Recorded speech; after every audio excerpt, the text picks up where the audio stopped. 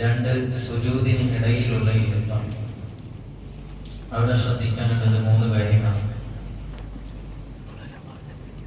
ഒന്ന്, സുജൂദിൽ നിന്ന് വരുന്ന അവസരത്തിൽ മറ്റൊരു ഉദ്ദേശവും ഉണ്ടായിരിക്കാൻ പാടില്ല. ഈ ഇരുത്തം എന്ന് തന്നെ ആയിരിക്കണം.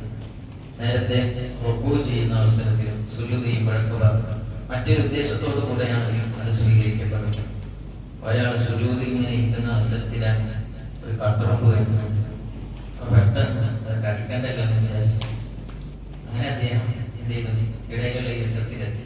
പിന്നെ ഇരുത്തണ്ടാക്കാൻ പറ്റില്ല, അദ്ദേഹത്തിന് ആ ഫർദ് കിട്ടൂല, വീണ്ടും സുജൂദിൽ പോകണം. സുജൂദ് എന്ന് പറയുന്നത് അതാണ് ഉദ്ദേശം, സുജൂദായിരിക്കണം എന്ന് പറഞ്ഞത്. ഒന്ന്. രണ്ടാമത്തേത് തുമനീനത്ത് വേണം.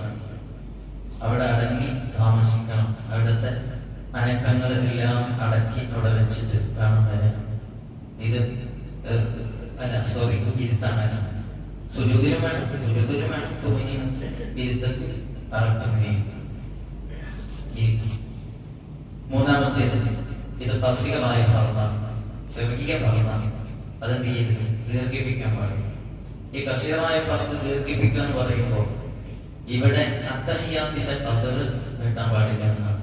അത്തഹിയാത്തിന്റെ സമയം ആ ഇടയിലുള്ള ഇരുത്തം വരാൻ പാടില്ല. വെറുതെ അങ്ങനെ അറിഞ്ഞ് ഇരുന്നാൽ ബാത്തിലായില്ല. വളരെ ശ്രദ്ധിക്കണം. നേരത്തെ നമ്മൾ പറഞ്ഞു റുക്കൂ ചെയ്യുമ്പോഴങ്ങനെ അല്ല, എഴുത്തിദാല് കസീറായ ഏറ്റവും ചെറിയ റുക്കനാണ് എഴുത്തിദാല്. അപ്പൊ റുക്കോയിൽ നിന്ന് എഴുത്തിദാലിലേക്ക് വന്നാൽ പിന്നെ പെട്ടെന്ന് ആ ദിക്ർ ചൊല്ലിയിട്ട് വേഗം പോകണം. അവിടെ ഇങ്ങനെ നിൽക്കാൻ പാടില്ല. അവിടെയും ദീർഘിപ്പിക്കരുത്. ദീർഘിപ്പിക്കുക എന്നതിന്റെ ഖദർ അവിടെ ഫാത്തിഹ ഓതുന്ന ഖദറാണ്. ഫാത്തിഹയുടെ ഖദർ തുടങ്ങുന്ന വളരെ. ഇനി ഇടയിലുള്ള ഇരുത്തത്തിൽ സുന്നത്തുകൾ. ഒന്നാമത്തെ സുന്നത്ത് വരുന്ന അവസരത്തിൽ തക്ബീർ ചൊല്ലുക എന്നതാണ്. അല്ലാഹു അക്ബർ എന്ന തക്ബീർ. രണ്ടാമത് ഇഫ്തിറാഷിന്റെ ഇരുത്തം ഇരിക്കുക എന്നതാണ്. ഇഫ്തിറാഷിന്റെ ഇരുത്തം 2 ഇരുത്തമാണ് പ്രധാനമായ നമസ്കാരത്തിലുള്ളത്. ഒന്ന് ഇഫ്തിറാഷിന്റെ ഇരുത്തം, 2 തവറുക്കിന്റെ ഇരുത്തം. ഇഫ്തിറാഷിന്റെ ഇരുത്തം എന്ന് പറഞ്ഞാൽ ഇടത് കാലിന്റെ പാദം അത് നേരെ മറിച്ച് വെക്കും. എന്നിട്ട് ആ ഭാഗത്തിൽ നിര്യാണിയോട് കൂടിയ ഭാഗത്ത് നമ്മുടെ ഈ അരക്കെട്ട് അവിടെ പോയി പതിയുന്ന വിധത്തിൽ നമ്മൾ ഇരിക്കും. വലത് കാലി നാട്ടി വെക്കുകയും ചെയ്യും. കിബിലയിലേക്ക് വിരലുകളാവുന്ന വിധത്തിൽ നാട്ടി വെക്കുകയും ചെയ്യും. ഇതിനാണ് ഇഫ്തിറാഷിന്റെ ഇരുത്തം എന്ന് പറയും. ഈ യുദ്ധമാണ് നമ്മൾ സുജൂദിന്റെ ഇടയിലുള്ള സമയത്തിരിക്കാൻ. അതുപോലെ തന്നെ സുജൂദിനിടയിൽ നമ്മൾ ഇരിക്കുന്ന അവസരത്തിൽ കൈ വെക്കുന്ന അവസരത്തിൽ ശ്രദ്ധിക്കണം.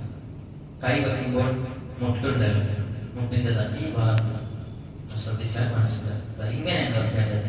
പലരും ഇങ്ങനെ മുട്ട് കഴിഞ്ഞിട്ടല്ല വെക്കേണ്ടത്, മുട്ടിനോട് നേരിടുക എന്ന് പറഞ്ഞാൽ നമ്മൾ ഈ കൈ വെച്ചാൽ ഈ കൈ ഇങ്ങനെ വെച്ചാൽ ഇങ്ങനെ വെച്ചാൽ ആ രൂപത്തിൽ ഇതിന്റെ അറ്റത്തെ കൈന്റെ വിരലുകൾ വരുമ്പോൾ അത്തഹിയാത്തിലൊക്കെ അങ്ങനെ തന്നെയാണ്. സുന്നത്താണ്, നഷ്ടപ്പെടുത്തി മറ്റേ രൂപത്തിൽ വെച്ച പ്രശ്നമില്ല. സുന്നത്ത് നഷ്ടപ്പെടും, മനസ്സിലായില്ലേ? അപ്പൊ സുന്നത്ത് കൊടുത്തതിനാണ് നമ്മൾ കളയുന്നത്. അപ്പൊ നമ്മൾ കൈ വെക്കുന്ന അവസരത്തിൽ വളരെയധികം ശ്രദ്ധിക്കണം. അതുപോലെ ഇനിയും ധാരാളം സുന്നത്തുകൾ അവിടെ വരുന്നുണ്ട്. ദിക്ർ ചൊല്ലണം. ഏറ്റവും പവർഫുൾ ആയ ദിക്റാണ്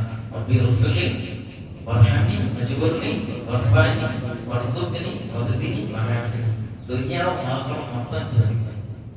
ദുനിയാവും ആഖിറവും മുഴുവനും ചോദിക്കണം. ആ ദിക്ർ ആരും ചൊല്ലാതിരിക്കില്ല. അതുകൊണ്ട് ആ ദിക്ർ ചൊല്ലണം. അതുപോലെ ഇനി അവിടെ വരുന്ന മറ്റു ചില സുന്നത്തുകളുണ്ട്. ഒരു സുജൂദ് കഴിഞ്ഞു, അതിനുശേഷം ഇടയിൽ ഇരുത്തം നമ്മളിരിക്കും. ഇനി രണ്ടാമത്തെ സുജൂദ് കഴിഞ്ഞതിന് ശേഷം ഒന്നുകിൽ അത്തഹിയാത്തിൽ ഇരിക്കുകയായിരിക്കും, അല്ലെങ്കിൽ എഴുന്നേൽക്കുകയാണ് ചെയ്യും. ആ എഴുന്നേൽക്കുന്നതിന് മുമ്പ് ഇസ്തിറാഹത്തിന്റെ ഇരുത്തം എന്നൊരു ഇരുത്തം സുന്നത്തുണ്ട്. അത് സുബ്ഹാനല്ലാഹിന്റെ ഖദറാണ് ഇരിക്കേണ്ടത്. ജസ്റ്റ് അതിരിക്കാൻ പാടില്ല. നേരത്തെ ഇരുത്തം തന്നെ ദീർഘിപ്പിക്കരുത് എന്നാണ്. അപ്പൊ ഈ ഇരുത്തം തീരെ ദീർഘിപ്പിക്കാൻ പാടില്ല. ഒരു സുബ്ഹാനല്ലാഹ് ജസ്റ്റ് അത് ഇരുന്നിട്ട് വരും.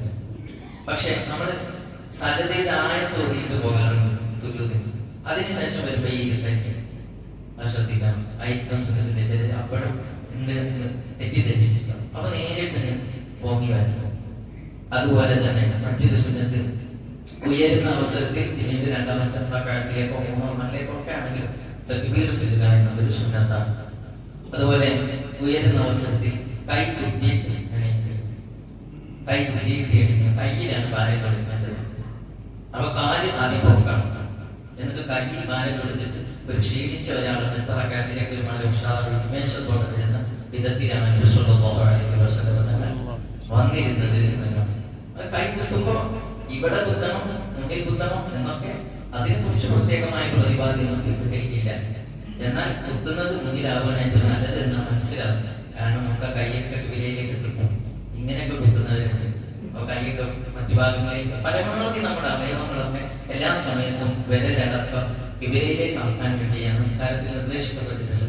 അപ്പൊ അതൊക്കെ സ്വയത്തമാണ് മുന്നിൽ കൈകുത്തി കയ്യിൽ ഭാരം കൊടുത്ത് നമ്മൾ എണീക്കുന്ന അവസ്ഥ. ചിലർ കൈ കുത്തൂല, കാലം തന്നെ, അതല്ല സുന്നത്ത്. ഇനി ഒരാൾ അങ്ങനെ എഴുന്നേൽക്കുകയാണെങ്കിൽ അയാളെ തൊടയിലാണ് കൈ വെക്കേണ്ടത് എന്നും കാണാം. ഈ ഇസ്തിറാഹത്തിന്റെ ഇരുത്തം സുന്നത്തുള്ള 6 സന്ദർഭങ്ങളാണ്. നമ്മൾ പറഞ്ഞല്ലോ, ഒന്നാമത്തെ അത്തഹിയ്യാത്തിന് ഇരിക്കുന്ന ഇരുത്തമാണ് ഇസ്തിറാഹത്തിന്റെ ഇരുത്തം. അത് 6 സന്ദർഭങ്ങളിലാണ്. ഒന്ന് സുജൂദിനിടയിലുള്ള സമയത്ത്, 2 ഇഫ്തിറാഷിന്റെ ഇരുത്തം, ഇഫ്തിറാഷിന്റെ അഥവാ ഇടത് കാലിങ്ങനെ പതിഞ്ഞ് അതിന്റെ പുറം മടക്കി വെച്ചിട്ട് നമ്മൾ ഒന്നാമത്തെ അത്തഹിയ്യാത്തിൽ ഇരിക്കുന്ന ഇരുത്തം മനസ്സിലാൻ വേണ്ടിയിട്ടാണ് അങ്ങനെ പറയുന്നത്.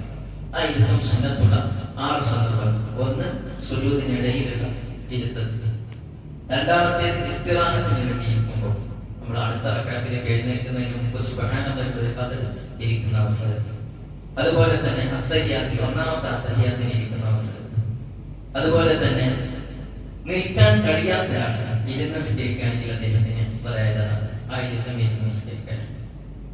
നാലാമത് ഇമാമിനോടൊപ്പം പൂർണ്ണമായും ഒരാൾക്ക് നിസ്കാരം ലഭിച്ചില്ല, മസ്ബൂക്കായാണുള്ളത്, എന്നാൽ അദ്ദേഹത്തിന്റെ അത്തഹിയ്യാത്തിൽ ഇരിക്കേണ്ടത് ഈ ഇരുത്തമാണ്. ഇമാമ ചിലപ്പോൾ അവസാനത്തെ അത്തഹിയ്യാത്തായിരിക്കും എന്ന് വെച്ച് തവറുക്കിന്റെ ഇരുത്തം ഇരിക്കാൻ പറ്റില്ല.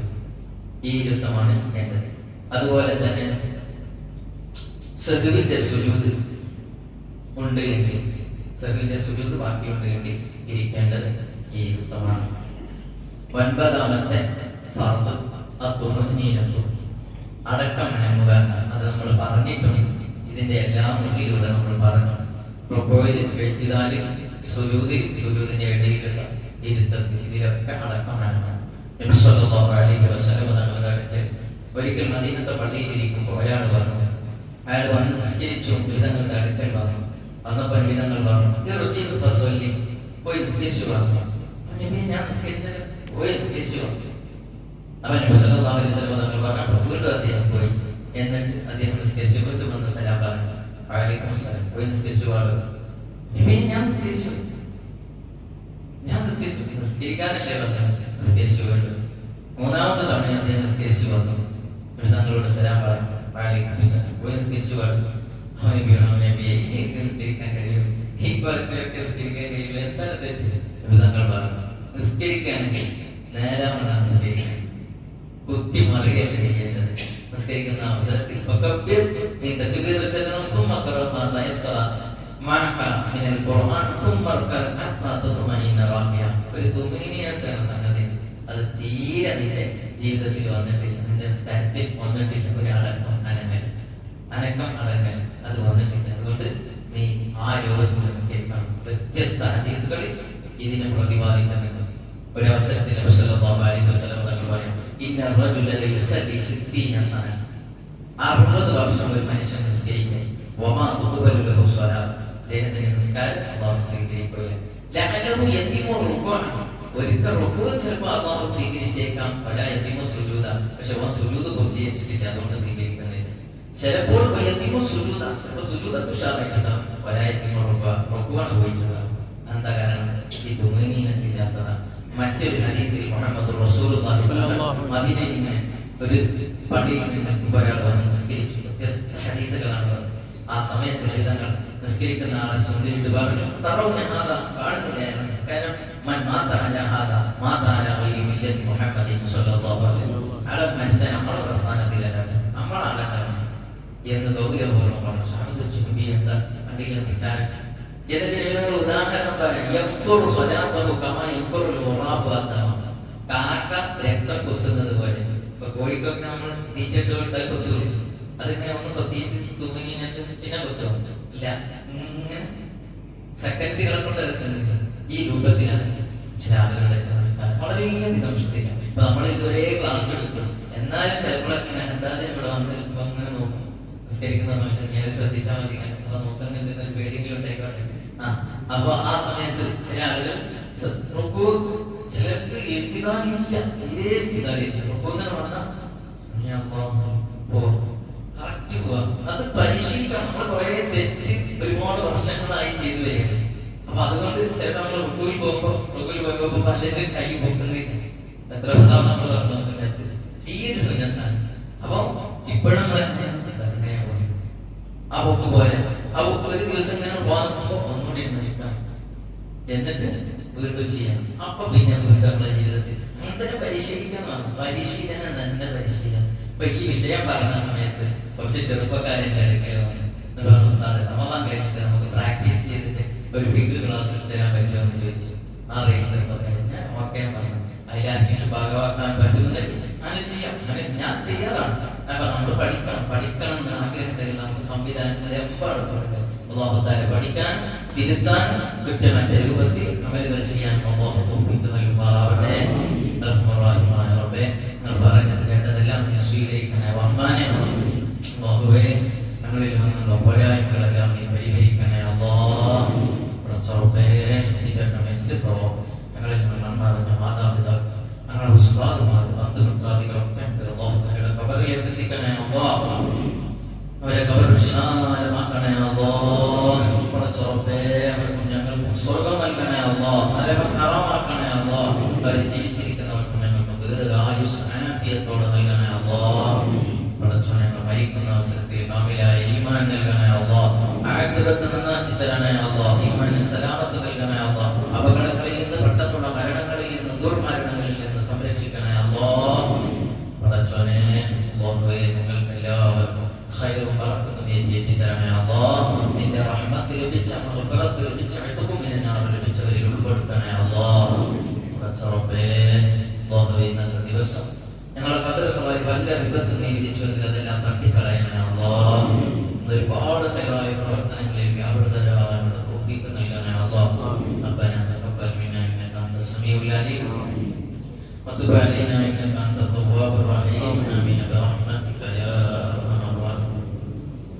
സ്വല്ലല്ലാഹു അലൈഹി വസല്ലം അലാ സയ്യിദിനാ മുഹമ്മദിൻ വ ആലിഹി. സുബ്ഹാന റബ്ബിക റബ്ബിൽ ഇസ്സത്തി അമ്മാ യസിഫൂൻ. സലാmun അലൽ മുർസലീൻ വൽഹംദുലില്ലാഹി റബ്ബിൽ ആലമീൻ.